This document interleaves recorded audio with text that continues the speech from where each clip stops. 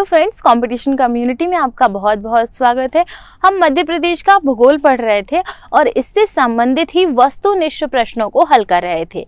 आज की हमारी वीडियो में मध्य प्रदेश के पठार से संबंधित, मध्य प्रदेश के गठन से संबंधित और मध्य प्रदेश की नदियों से संबंधित क्वेश्चन आपको मिलने वाले हैं। तो चलते हैं हमारे पहले क्वेश्चन की तरफ पे। हमारा पहला क्वेश्चन है, मध्य प्रदेश राज्य के जिलों के संबंध में असत्य कथन बताइए। देखिए, मध्य प्रदेश में जिलों का गठन आपने ऑलरेडी पढ़ लिया है, तो आपको पता है कि कौन सा जिला कौन से नंबर पे आता है। हम ऑप्शन पढ़ेंगे और क्वेश्चन को एलिमिनेट करेंगे। सिंगरौली जिला 51वां जिला, अलीराजपुर 49वां, आगरमालवा 48वां, निवाड़ी 53वां। देखो, सबसे पहले जो आपको पता है वो है निवाड़ी। निवाड़ी हमने कम से कम 100 बार रिपीट किया है कि निवाड़ी मध्य प्रदेश का 52वां जिला है और सबसे नया जिला भी है। तो सबसे पहले आप निवाड़ी को देखिए कि 4th नंबर जो है वो असत्य है, तो उसका मतलब है ये आपका आंसर हो सकता है। असत्य पूछ रहा है क्योंकि ये तो 52वां जिला है। ठीक, बात कर लेते आगरमालवा की। आगरमालवा जो है वो 48वां जिला यहाँ पर लिखा हुआ है, बल्कि ऐसा नहीं है। आगरमालवा जो है वो मध्य प्रदेश का 51वां जिला है, इस कारण से ये भी गलत हो जाएगा। तो ये है 51वां जिला। अलीराजपुर की बात करते हैं तो यहाँ पे लिखा है अलीराजपुर जो है वो 49वां जिला है। वहीं सिंगरौली 51वां जिला लिखा है। देखिए, जब 51वां जिला आगरमालवा है तो सिंगरौली कैसे हो जाएगा? तो सिंगरौली भी यहाँ पर सही होगा। सिंगरौली जो है वो 50वां जिला है। अलीराजपुर की बात करते हैं तो अलीराजपुर बिल्कुल सही है, 49वां जिला है, जो कि 17 मई 2008 में बना था। और हमने याद किया था 17 से खतरा, और खतरा में जैसे ही होते हैं तो भगवान का नाम लेते हैं, अर्थात अली का नाम लेते हैं। तो इस कारण से ये जो है ये सही हो जाएगा। इस क्वेश्चन के हिसाब से ये आपका ऑप्शन नंबर 2 जो है वो सही होगा, बाकी सारे सही होंगे, ये गलत होगा। तो जिसमें 1, 3 और 4 दिया हो, तो 1, 3 और 4 दिया है ऑप्शन नंबर सी में, तो आपका आंसर होगा ऑप्शन नंबर सी। देखिए, अब हम जिलों को देख लेते हैं, कौन सा जिला कहाँ पर स्थित था। अलीराजपुर मध्य प्रदेश का सबसे पूर्वी जिला है, वहीं सिंगरौली मध्य प्रदेश का सबसे पश्चिमी जिला है। फिर आगरमालवा की बात करते हैं जो कि उज्जैन के ऊपर और राजगढ़ के बगल में है। निवाड़ी मध्य प्रदेश का सबसे नया जिला व 52वां जिला है, जिसे अभी अभी बनाया गया है वर्ष 2018 में। इन दोनों के मध्य समय अंतराल कितना है? तो 30 मिनट समय अंतराल है। किस संभाग के अंदर आते हैं ये सारे जिले? तो निवाड़ी जो है वो सागर संभाग के अंतर्गत आता है। वहीं आगरमालवा की जब हम बात करते हैं तो आगरमालवा जो है वो उज्जैन संभाग के अंतर्गत आता है। अलीराजपुर की जब बात करते हैं तो अलीराजपुर हमारा इंदौर संभाग के अंतर्गत आता है। सिंगरौली की जब बात करते हैं, सिंगरौली हमारा रीवा संभाग के अंतर्गत आता है। इस प्रकार से ये चारों जिले हमने देख लिए। प्रदेश के किस पठार को चंबल का उपाद्र प्रदेश कहा जाता है? चंबल नदी के बारे में आपने बहुत कुछ पढ़ा है कि इसका उद्गम इंदौर के महू से होता है। ये कौन सी पहाड़ी से निकलती है? जानापाव पहाड़ी से निकली है, विंध्याचल पर्वत श्रृंखला से निकली है। पॉइंट कौन सा है जहां से निकलती है? उसका नाम है वांगचू पॉइंट। लंबाई कितनी है? 965 वर्ग किलोमीटर है। तो चंबल नदी का उपाद्र प्रदेश किसे कहा जाता है? नर्मदा सोन घाटी, बघेलखंड, बुंदेलखंड और मध्य भारत का पठार। इसका सीधा मतलब ये है, उपाद्र प्रदेश का मतलब ये होता है कि चंबल नदी जो है, मान लीजिए यहाँ से बह के जा रही है तो ये इस साइड पूरा बहती है। तो ऐसा कौन सा भाग है जहाँ पर ये सर्वाधिक अपरदन करती है और सबसे ज्यादा कहाँ पर बहती है, किस क्षेत्र पे बहती है मध्य प्रदेश के? तो ऑप्शन में चलते नर्मदा सोन घाटी। यहाँ नहीं हो सकता क्योंकि यहाँ पे नर्मदा नदी और सोन नदी बहती है। बघेलखंड और बुंदेलखंड। देखिए, बघेलखंड जो क्षेत्र है यहाँ तो हो ही नहीं सकता क्योंकि ये रीवा, पन्ना, छतरपुर वाला क्षेत्र है। ये वाला जो है बुंदेलखंड, ये पन्ना वाला क्षेत्र है। अब बात करते हैं मध्य भारत के पठार की। तो मध्य भारत का जो पठार है यहाँ पर चंबल नदी बहती है और यहीं पर स्थित मुरैना जिले में चंबल नदी सर्वाधिक अपरदन करती है और जिसके कारण से बीघड़ों का यहाँ पर निर्माण हो गया है। इसको एक बार मैप में देख लेते हैं हम। ये मैप है आपका, तो अगर आप अच्छे से देखेंगे गौर से तो ये पूरा हिस्सा आपका मालवा का पठार है। और चंबल नदी कहाँ से निकलती है? यहाँ से निकलती है, इंदौर से। और इंदौर के महू से निकलकर ये ऊपर की तरफ जाती है और यहाँ से मध्य भारत के पठार में मुरैना होती हुए ये यमुना में जाकर मिल जाती है। तो हम देखते हैं कि सबसे ज्यादा अपरदन जो करती है वो यहाँ मध्य भारत के पठार के पास में सर्वाधिक अपर्दन करती है। मध्य प्रदेश में सहरिया जनजाति किस पठार में निवास करती है? बहुत सिंपल सा क्वेश्चन है। जब हमने पठार पढ़ा था तो उस तरफ में हमने देखा था कि सहरिया जनजाति मध्य प्रदेश के किस पठार में निवास करती है? बुंदेलखंड, बघेलखंड, नर्मदा सोन घाटी, मध्य भारत का पठार। ये सोन है ना, मध्य भारत का पठार। देखिए इसका सीधा सीधा आंसर हो जाएगा। जब सहरिया जनजाति की बात करते हैं तो यह वही जनजाति है जो कि कत्था निकालने का कार्य करती है और यह मध्य भारत के पठार में निवास करती है सर्वाधिक। इसके अलावा हम बात कर लें कि नर्मदा सोन घाटी में कौन सी जनजाति, तो आपको यहाँ पे गोंड जनजाति बहुत ज्यादा मिलती है। मध्य प्रदेश की कुल सोयाबीन उत्पादन में सर्वाधिक सोयाबीन का उत्पादन किस पठार से होता है? देखिए हमने पहले ही पढ़ा है कि भारत में लगभग 80% सोयाबीन जो है भारत का वो मध्य प्रदेश से आता है और मध्य प्रदेश के अंदर सबसे ज्यादा सोयाबीन जो है वो इंदौर, उज्जैन आदि क्षेत्रों से आता है, अर्थात मालवा के जिलों से आता है। तो इसका आंसर हो जाएगा आपका मालवा का पठार। किस नदी की घाटी गहरे खड्ड भूमि के लिए विख्यात है? इसका आंसर हमने अभी थोड़ी देर पहले देखा है कि कौन सी नदी जो सबसे ज्यादा अपर्दन करती है। ऑप्शन है नर्मदा, चंबल, सोन और ताप्ती। देखिए नर्मदा नदी की बात की जाए तो यह मध्य प्रदेश की जीवन रेखा कहलाती है और इसे मध्य प्रदेश की जीवित नदी का दर्जा भी दिया गया है। सोन नदी की बात करते हैं, सोन नदी मध्य प्रदेश के अनूपपुर अमरकंटक से निकलती है और इसके बाद आगे चलकर गंगा में मिल जाती है। ताप्ती नदी की बात करते हैं तो ताप्ती बैतूल के मुल्ताई से निकलती है। वहीं चंबल नदी की बात करते हैं तो यह इंदौर से निकलती है और ये आगे चलकर ही बड़े बड़े खड्डों का निर्माण करती है जिन्हें बीहड़ कहा जाता है। किस जिले में करती है? तो सर्वाधिक ये करती है मुरैना जिले में। चंबल को मध्य भारत के पठार की जीवन रेखा भी कहा जाता है। निम्न में से कौन सा जलप्रपात नर्मदा नदी पर स्थित नहीं है? कपिल धारा, दुग्ध धारा, भालकुंड और भेड़ाघाट। देखिए कपिल धारा की बात करते हैं तो ये नर्मदा नदी पर स्थित है। कहाँ पर है? तो अनूपपुर में है या अमरकंटक पे है। दुग्ध धारा की बात करते हैं तो ये भी नर्मदा पर स्थित है। भेड़ाघाट जबलपुर में स्थित है और नर्मदा नदी पर ही स्थित है। भालकुंड जलप्रपात जो है यह नर्मदा नदी पर स्थित नहीं है। तो आपका ऑप्शन नंबर बी गलत होगा, तो यही आपका आंसर है। अगले क्वेश्चन की तरफ चलते हैं। देखिए ये है हमारे पास जलप्रपात कौन कौन से नर्मदा नदी पर स्थित है। देखिए अनूपपुर से नर्मदा नदी निकलती है तो यहाँ पर दो जलप्रपात बनाती है।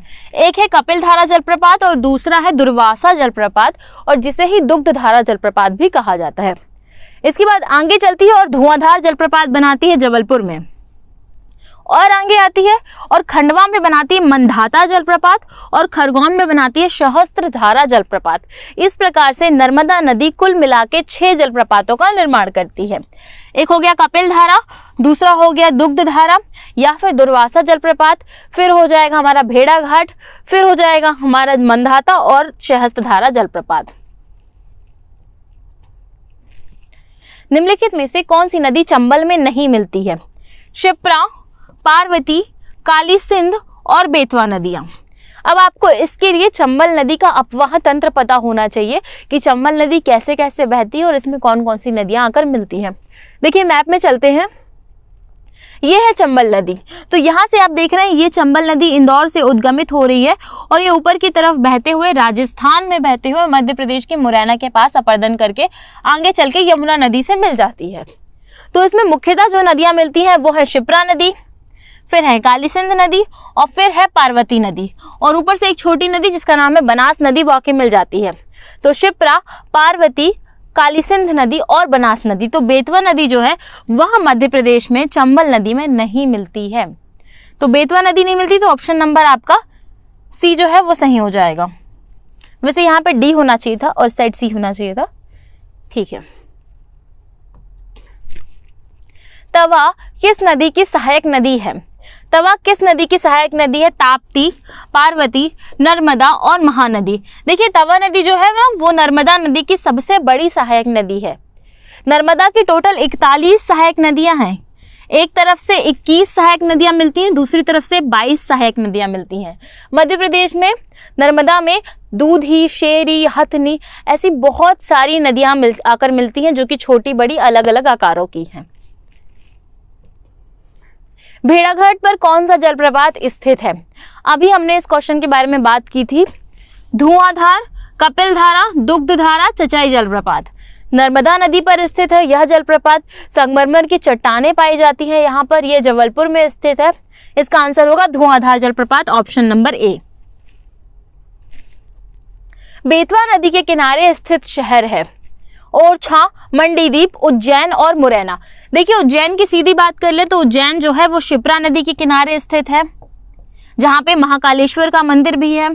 महाकालेश्वर मंदिर की बात करेंगे तो आपको पता होगा कि महाकालेश्वर मंदिर जो है वो दक्षिण मुखी मंदिर है। इसके साथ ही साथ में यह शिप्रा नदी के किनारे स्थित है। भगवान शिव जी के 12 ज्योतिर्लिंगों में से एक है और मध्य प्रदेश ऐसा राज्य है जहां पर 2 ज्योतिर्लिंग है।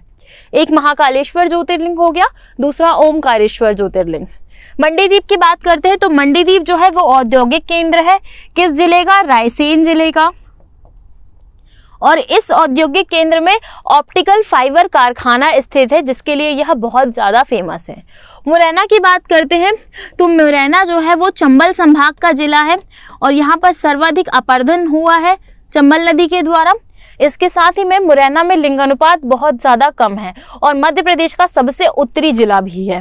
तो इसका आंसर होगा ओरछा। ओरछा बेतवा नदी के किनारे स्थित है। कहाँ आता है?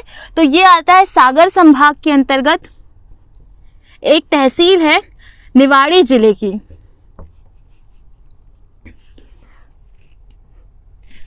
बाणसागर बांध कौन सी नदी पर बना हुआ है? नर्मदा, सोन, ताप्ती और तवा। देखिए बाणसागर बांध की बात हो रही है। नर्मदा की बात करते हैं तो नर्मदा नदी पर बाणसागर बांध नहीं बना हुआ है। सोन नदी, ताप्ती नदी और तवा नदी। तो ताप्ती नदी और तवा नदी काफी छोटी नदियां हैं। यह सोन नदी पर बना हुआ है बाणसागर बांध। तो ऑप्शन नंबर सी आपका सही आंसर हो जाएगा। ताप्ती नदी का उद्गम स्थल मध्य प्रदेश के किस जिले में स्थित है? होशंगाबाद, बैतूल, मंडला और जबलपुर। देखिए होशंगाबाद की बात करते हैं तो होशंगाबाद जो है यह वह स्थल है जहां पे पचमढ़ी स्थित है। पचमढ़ी, और पचमढ़ी वह मध्य प्रदेश का एकमात्र हिल स्टेशन भी है। इसे सतपुड़ा की रानी भी कहा जाता है। मंडला जिले की बात करते हैं तो मंडला जिला वह जिला है जहां पे बंजर नदी और नर्मदा नदी बहती है और नर्मदा नदी एकमात्र ऐसा जिला है जिसे तीनों ओर से घेरे हुए है। बैतूल की बात करते हैं तो बैतूल जिले से ही ताप्ती नदी का उद्गम होता है। तो आपका ऑप्शन नंबर 20 का सही आंसर होगा। जबलपुर की बात करते हैं तो यहाँ पर मुख्यतः नर्मदा नदी बहती है। देखो ये है ताप्ती नदी का उद्गम स्थल। बैतूल से ताप्ती नदी का उद्गम स्थल होता है। इसके बाद यह खंडवा जिले में बहती है और फिर बहती है बुरहानपुर जिले में। ताप्ती नदी के ऊपर 2 बांध बने हुए हैं। पहला बांध है पारस डोह बांध और दूसरा है चंदूरा बांध बैतूल। नर्मदा नदी की मध्य प्रदेश में कुल लंबाई कितनी है? देखिए जब नर्मदा नदी की बात करते हैं ऑप्शन देखिए 1071, 1075, 1077, 1072। नर्मदा नदी की कुल लंबाई 13-12 किलोमीटर है। इसमें यह 3 राज्यों में बहती है, मध्य प्रदेश, महाराष्ट्र और लास्ट में गुजरात। अब इन 3 राज्यों में सबसे ज्यादा मध्य प्रदेश में बहती है जो कि है 1077 किलोमीटर। ऑप्शन नंबर सी आपका सही आंसर हो जाएगा। निम्नलिखित में से कौन सी नदी मध्य प्रदेश में नहीं बहती है? महानदी, ताप्ती, नर्मदा और कृष्णा। महानदी, ताप्ती, नर्मदा और कृष्णा। बहुत इजी आंसर है, आपको पता है। नर्मदा को पहले एलिमिनेट कर दीजिए जो कि प्रदेश की जीवन रेखा है। ताप्ती निकलती है बैतूल से तो ये भी अलग हो गया। महानदी और कृष्णा बचा। देखिए महानदी मध्य प्रदेश से डायरेक्ट तो नहीं बहती लेकिन महानदी की सहायक नदियां मध्य प्रदेश में बहती हैं। इस कारण से आपका आंसर हो जाएगा डी। जब क्वेश्चन आपको समझ में ना आए और आंसर आपको ना बने तो आपको ऑब्जेक्टिव के हिसाब से चलना है कि ऑब्जेक्टिव में आपसे पूछ क्या रहा है और आपको ऑप्शन क्या क्या दिए गए हैं। अगर आपको ऑप्शन महानदी और कृष्णा है तो आपको पता है कृष्णा दक्षिण में बहती है और महानदी तो फिर भी छत्तीसगढ़ के पास में है। इस कारण से मध्य प्रदेश की कुछ सहायक नदियां इसमें आकर मिलती हैं। तो आपका ऑप्शन नंबर डी जो है वो सही आंसर होगा। निम्नलिखित में से कौन सा बांध नर्मदा नदी पर नहीं है? बरगी बांध, इंदिरा सागर बांध, ओमकारेश्वर बांध और बाण सागर बांध। देखिए बरगी बांध जो है वो मध्य प्रदेश में बरगी और नर्मदा नदी की परियोजना पर बना हुआ है मिलने पर, जो कि जबलपुर में स्थित है। इंदिरा सागर बांध की बात करते हैं तो यह भी नर्मदा नदी पर ही है। ओमकारेश्वर बांध की बात करते हैं तो यह खंडवा जिले पे है, नर्मदा नदी पर स्थित है। बाण सागर बांध की बात करते हैं तो यह नर्मदा पर नहीं है बल्कि सोन नदी पर है, और सोन नदी का उद्गम भी अमरकंटक से ही होता है और बाद में आगे चलकर यह नदी गंगा में मिल जाती है। चंबल नदी कहां से निकलती है? महू के निकट जानापाव पहाड़ी से, धार की पहाड़ियों से, काकरी बरडी इंदौर की पहाड़ी से, रतलाम के पास से। इसका आंसर हम बहुत बार देख चुके हैं, इसका आंसर आपको ऑलरेडी पता होगा। ऑप्शन नंबर ए, महू के निकट जानापाव पहाड़ी से। बात कर लेते हैं, यहीं पे आपको पता होगा मामा टाट्या भील की समाधि स्थित है महू में। यहीं पे पाताल पानी जलप्रपात भी स्थित है। यहाँ पर एक हेरिटेज ट्रेन चलती है पर्यटकों के लिए, और यहाँ पे बहुत सारे बंदर मिलते हैं आपको, और पर्यटन स्थल के रूप में एक अच्छा स्थल है ये। मध्य प्रदेश की सबसे लंबी नदी कौन सी है? मध्य प्रदेश की सबसे लंबी नदी ऑप्शन है नर्मदा, पार्वती, चंबल, बेतवा। देखिए नर्मदा की बात करेंगे तो आपको पता है कि 13-12 किलोमीटर के साथ प्रदेश की सबसे लंबी नदी है। चंबल नदी की बात करेंगे तो 965 किलोमीटर है इसकी लंबाई। ताप्ती और बेतवा छोटी छोटी नदियां हैं, तो इस कारण से आपका आंसर हो जाएगा option number A, Narmada. Chachai जलप्रपात किस जिले में स्थित है? सीधी, सतना, रीवा और दतिया। चचई जलप्रपात प्रदेश का पहला जलप्रपात है, मतलब प्रथम स्थान रखता है ऊंचाई के आधार पर, और यह मध्य प्रदेश के रीवा जिले में स्थित है। यहीं पे बहुटी, केवटी और चचई तीनों जलप्रपात स्थित हैं। चंबल, सिंध, बेतवा, केन नदियां उत्तर की ओर बहती हैं और किस नदी से मिल जाती हैं? आपको इसका आंसर देना है। गंगा, ताप्ती, गोदावरी और यमुना। देखिए जब हम बात करते हैं गंगा नदी की तो आपको पता है गंगा में मध्य प्रदेश से केवल सोन नदी मिलती है, तो इस कारण से ये आंसर तो हो नहीं सकता। ताप्ती नदी दक्षिण की तरफ बहती है तो ये आंसर भी नहीं हो सकता। आंसर आपका यमुना या फिर गोदावरी, और गोदावरी दक्षिण भारत में बहती है, इस कारण से ये भी आंसर नहीं। तो आंसर होगा आपका Yamuna, option number D. Map में देख लेते हैं। देखिए बात हो रही थी चंबल, सिंध, बेतवा और केन। बेतवा, सिंध और केन नदी आपकी बनी है ये।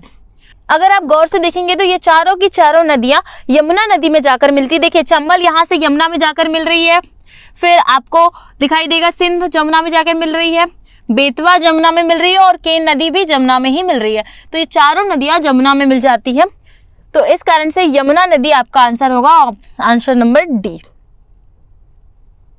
कपिल धारा झरना किस नदी पर स्थित है? अर्थात कपिल धारा जलप्रपात किस नदी पर स्थित है? ये हम देख चुके हैं, नर्मदा, ताप्ती, सोन और Shipra. Option number A, Narmada आपका सही हो जाएगा। अमरकंटक महत्वपूर्ण नदियों का स्रोत है 1, 3, 2 और 6। क्वेश्चन ये पूछ रहा है कि अमरकंटक जो है यहाँ से कितनी महत्वपूर्ण नदियों का उद्गम हुआ है। तो आपको पता है अमरकंटक से सबसे पहले नर्मदा का उद्गम हुआ है। नर्मदा का उद्गम अमरकंटक, पुष्पराजगढ़, सरस्वती सरोवर, नर्मदा कुंड। वहीं इसी के साथ में यहाँ पर सोन नदी का उद्गम भी हुआ था और हुआ था जोहिला नदी का उद्गम। देखिए आपको एक इंटरेस्टिंग सी स्टोरी सुनाते हैं जिससे आपको चीजें और भी ज्यादा क्लियर हो जाएंगी। हुआ क्या था, एक समय की बात है, इक्ष्वाकु वंश की कन्या थी माता नर्मदा, और नर्मदा का विवाह तय हुआ राजा सोनभद्र के साथ में। होता क्या था पहले के समय में कि राजा महाराजाओं को अपने जो विवाह जिनसे तय हो जाता था उनको देखने की अनुमति नहीं होती थी, वो विवाह के बाद ही एक दूसरे का चेहरा देखते थे। तो यहाँ पर क्या हुआ, जो माता नर्मदा थी वो रहती थी अनूपपुर में, और वहीं जो राजा सोनभद्र थे वो काफी दूर रहा करते थे। तो माता नर्मदा का जब विवाह सोनभद्र के साथ तय हुआ तो इनको इच्छा हुई अपने पति को समझने की और देखने की। तो उन्होंने अपनी दासी से कहा कि दासी जोहिला तुम जाओ और सोनभद्र को मेरा संदेश देकर आओ। दासी जोहिला भी तैयार हो गई, पर उसने कहा महारानी मैं ऐसे इन कपड़ों में जाऊंगी, दासी के कपड़ों में, आपका कैसा रहेगा, अच्छा नहीं लगेगा, आपके ऊपर बात आएगी कि आपकी दासी हूँ और ऐसे जा रही हूँ। तो इस कारण से माता नर्मदा ने अपने कुछ वस्त्र और आभूषण जोहिला को दिए। जोहिला ने उन आभूषणों और वस्त्रों को धारण किया तो वह भी सुंदर लगने लगी। अब माता नर्मदा की दासी तो सुंदर तो होना तय था, माता नर्मदा तो विश्व सुंदरी हैं। तो जब जोहिला सोनभद्र के पास पहुंची और माता नर्मदा का संदेश उनको देने ही वाली थी, तो सोनभद्र को लगा माता नर्मदा स्वयं चलकर आ गई। तो सोनभद्र ने उनसे पूछा नर्मदा हो आप? तो जोहिला को उनका आंसर देते नहीं बना और उसने तुरंत सर ऐसे हिला दिया कि हाँ मैं ही नर्मदा हूँ। अर्थात हम ये समझ सकते हैं कि सोनभद्र बहुत ज़्यादा सुंदर थे, तो इस वजह से जोहिला का मन डोल गया और उसने माता नर्मदा के अधिकार को अपना अधिकार बनाना चाहा। तो इस प्रकार से जोहिला और सोनभद्र एक साथ रहने लगे। काफ़ी समय बीत गया, जिसके बाद नर्मदा माता को लगा कि जोहिला अब तक नहीं आई, 10-15 दिन हो गए, तो जाके देखा जाए। और नर्मदा माता जैसे ही सोनभद्र और जोहिला से मिलने गई कि वहाँ पे क्या हो रहा है, तो उन्होंने सोनभद्र और जोहिला दोनों को प्रेम प्रसंग में लिप्त पाया। तो हुआ क्या, देखिए यहाँ पे सोन है और यहीं पे जोहिला है, और माता नर्मदा यहाँ से गई मिलने के लिए, देखने के लिए कि क्या हो रहा है। और जैसे ही उन्होंने देखा कि ये लोग तो दोनों साथ में हैं और खुश भी हैं, माता नर्मदा का हृदय टूट गया। और जैसे ही उनका हृदय टूटा, वो समझ गई कि उनको धोखा मिला है, तो वो वहीं से उल्टे पांव वापस आ गई और उल्टे पांव नदी बनकर वापस आई, नदी बनकर बह गई। तो इस कारण से यह कहा जाता है कि नर्मदा एकमात्र ऐसी नदी है जो कि धारा के विपरीत बहती है। और इसी के बाद जो जोहिला और सोन थी, तो सोन जो है वो भी नदी का रूप धारण करके दूसरी तरफ में बह गए, नर्मदा की दूसरी तरफ में। वहीं जोहिला कुछ देर नर्मदा नदी को मनाने के लिए आई, नर्मदा माता को मनाने के लिए आई, लेकिन जब वो नहीं मानी तो वो फिर वापस पलटकर सोन के पास जाकर, आगे जाकर सोन से मिल जाती है। तो इस हिसाब से आपको ये भी याद रहेगा कि कौन कौन सी नदी किस दिशा की ओर बहती है, और ये स्टोरी आपको थोड़ा सा याद दिलाती रहेगी कि क्या असल में हुआ था। सिर्फ कहानी है, किंवदंतियां हैं, ये आप सच्चाई मान भी सकते हो, नहीं भी मान सकते, लेकिन ये आपके एग्जाम के लिए महत्वपूर्ण हो जाती है कि आपको याद रहेगा कि अमरकंटक से 3 नदियों का उद्गम हुआ था। ऑप्शन नंबर सी आपका सही होगा। कौन कौन सी नदियां? एक हो जाती है हमारी नर्मदा नदी, दूसरी हो जाती है सोन नदी, और तीसरी हो जाती है जोहिला नदी। ठीक, इसके अलावा आपको ये भी याद रहेगा कि नर्मदा नदी एकमात्र ऐसी नदी है जो पश्चिम से पूर्व की ओर बह रही है, पूर्व से पश्चिम की ओर बह रही है। नर्मदा नदी पूर्व से पश्चिम की ओर बह रही है। और इसके अलावा जो सोन नदी है वो हमें दिखाई दे रही कि पूर्व की तरफ बह रही है, वहीं जोहिला जो है थोड़ा पश्चिम की ओर आती है, और फिर पूर्व की ओर बहने लगती है। तो इस प्रकार से इन तीनों नदियों की आपको दिशा भी याद रहेगी। अगले क्वेश्चन में चलते हैं हम। पांडव फॉल्स खालिस्तान में निहित है, मतलब ये पूछ रहा है कि पांडव जलप्रपात जो है, पांडव जलप्रपात कहाँ स्थित है? सीधा सीधा क्वेश्चन इसका यह है। पेंच राष्ट्रीय उद्यान, घुघुआ राष्ट्रीय उद्यान, पन्ना राष्ट्रीय उद्यान और माधव राष्ट्रीय उद्यान। तो इसका सही आंसर हो जाएगा पन्ना राष्ट्रीय उद्यान। पांडव जलप्रपात जो है वो पन्ना जिले में स्थित है, पन्ना राष्ट्रीय उद्यान के भीतर में। नर्मदा नदी अपने उद्गम स्रोत अमरकंटक से निकलती है, पचमढ़ी से निकलती है, भेड़ाघाट से निकलती है, चित्रकूट से निकलती है। सीधी सी बात है, नर्मदा नदी अमरकंटक से निकलती है। रजत जलप्रपात भारत के किस स्थान में स्थित है? रजत का मतलब क्या होता है? रजत जो होता है उसको चांदी या फिर सिल्वर को ही रजत कहा जाता है।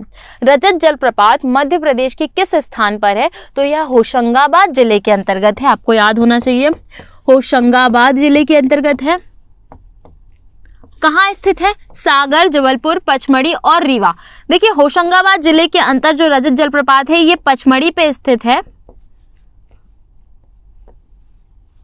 तो आपका ऑप्शन नंबर 20 का सही आंसर हो जाएगा। जबलपुर में तो धुआंधार प्रसिद्ध है, रीवा में केवटी, बहुटी, चची ऐसे जलप्रपात प्रसिद्ध हैं। ओके फ्रेंड्स, मिलते हैं नेक्स्ट वीडियो में। हमारी आज की वीडियो यहीं पर समाप्त होती है। आपको कुछ भी कंफ्यूजन हो तो आप बिल्कुल हमसे पूछ सकते हैं, और हमारी क्लास में भी आप आराम से पहले जाके क्लास देखिए, उसके बाद क्लास देखने के बाद ही आप MCQ लगाइए, जिससे आपके लिए और ज़्यादा आसान होगा और आपको समझ में आएगा कि आप कितनी ज़्यादा चीज़ों को ऑब्जर्व कर पा रहे हैं। Thank you so much. मिलते हैं नेक्स्ट वीडियो में।